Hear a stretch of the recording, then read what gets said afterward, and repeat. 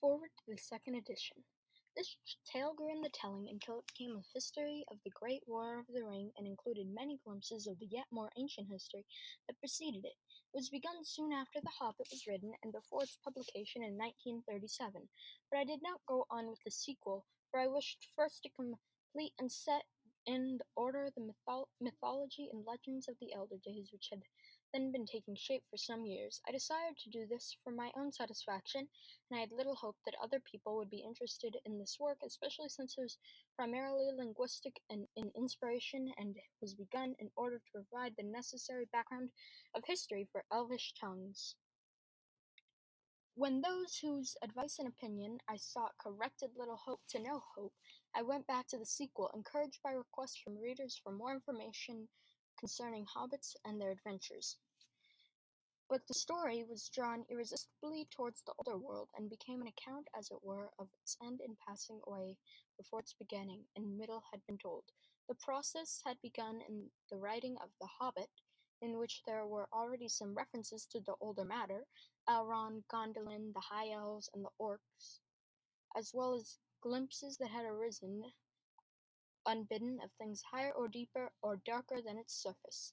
Durin, Moria, Gandalf, the Necromancer, the Ring, discovery of the significance of these glimpses and their relation to the ancient histories revealed the Third Age and its accumulation in the War of the Ring.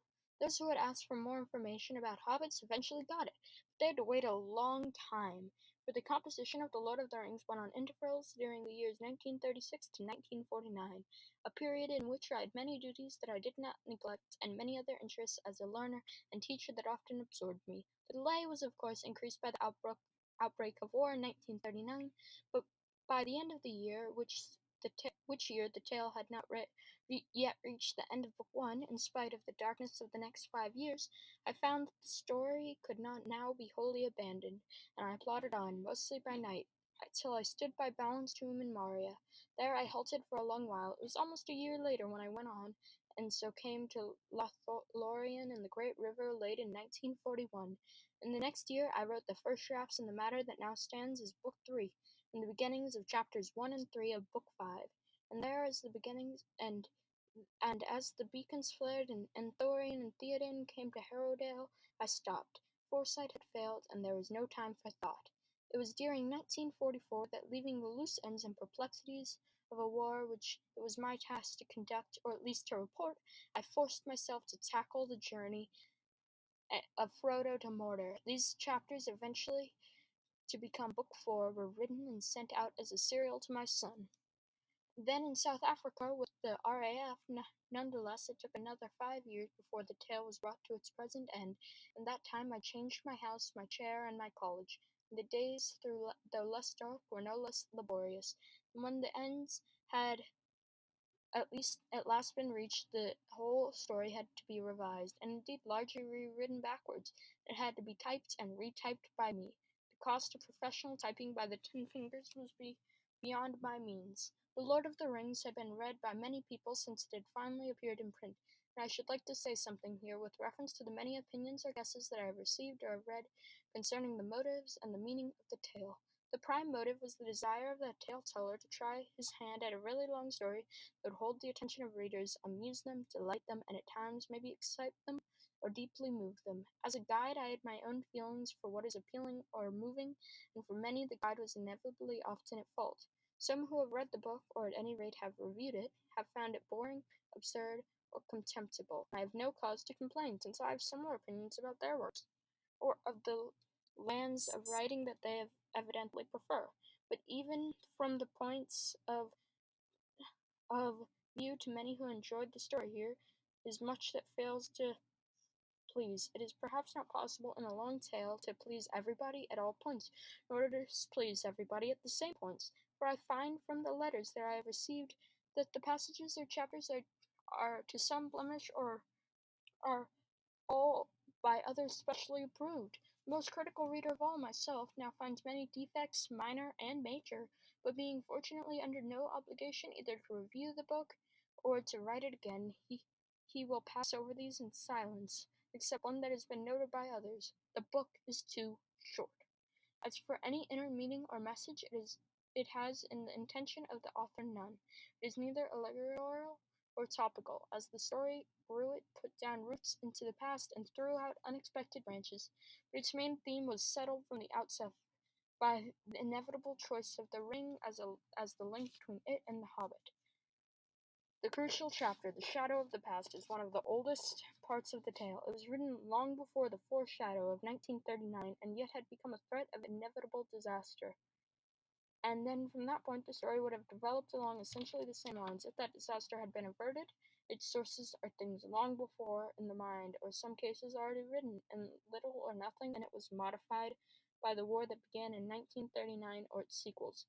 The real war does not resemble the legendary war in its process or its conclusion. If it had inspired or directed the development of the legend, then certainly the ring would have been seized and used against Sauron. He would have not have been annihilated but enslaved, and Barad-dûr would not have been destroyed but occupied. Saruman, failing to get a possession of the ring, would in the confusion and treacheries of the time have found in Mordor the missing links in his own researches into ring lore. Before long he would have made a great ring of his own with which to challenge the self-styled ruler of Middle-earth. In that conflict both sides would have held hobbits in hatred and contempt. They would not have survived even as slaves.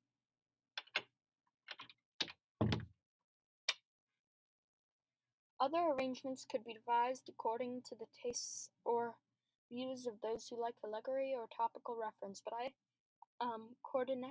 cordially disliked allegory in all its manifestations, and always have done so since I grew old and was wary enough to detect its presence. I much prefer history, true or feigned, with its varied applicability to the thought and experience of readers. I think that many confuse applicability and allegory, but the one resides in freedom of the reader, and the other in the purposed domination of the author. An author cannot, of course, remain wholly unaffected by his experience, but the ways in which a story germ uses the soil of experience are extremely complex, and attempts to define the process are at best guesses from evidence that is inadequate and ambiguous.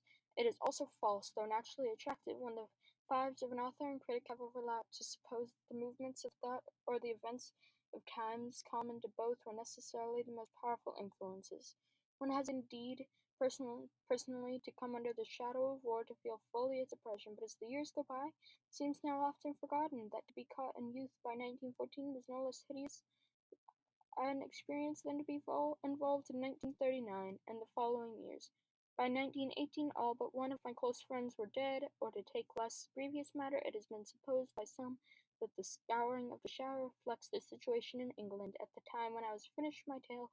It is not.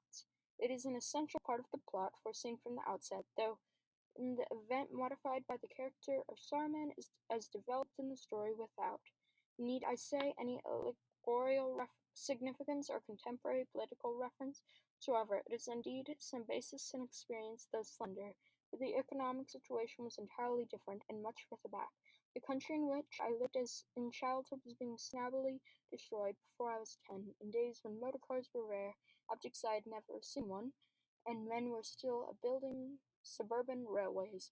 Recently, I saw in paper a picture of the last decrepitude of a once thriving corn mill beside its pool that long ago seemed to me so important. I never liked the looks of young Miller, but his father, old Miller, had a black beard, and he was not named Sandyman. The Lord of the Rings is now issued in a new edition, and the opportunity has been taken of revising it.